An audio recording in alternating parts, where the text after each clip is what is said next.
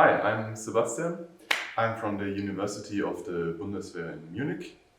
And as part of my PhD, I investigate biosignal detection with 2D carbon electrodes. So why do we need that? So if you have done some EEG measurements on your head, you know that they always use some gel to put it there, and the gel can dry out after a while, and also for the measurement itself, they lose some conductivity and they can irritate your skin.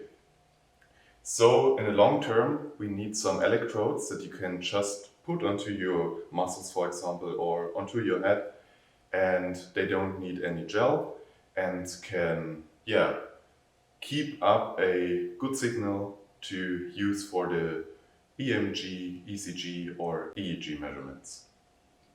So that's what we did here. We used in the first step graphene as electrodes, but also graphene oxide.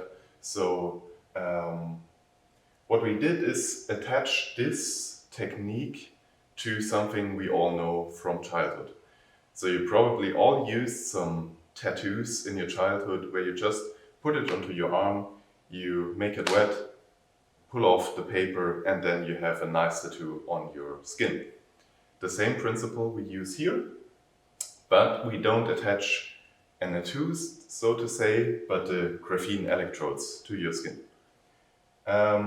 These electrodes can then be contacted and plugged into your monitoring devices, and then we can see some nice signals, for example for EMG measurements, where we can see the difference between a relaxed hand and then fist and also this movement.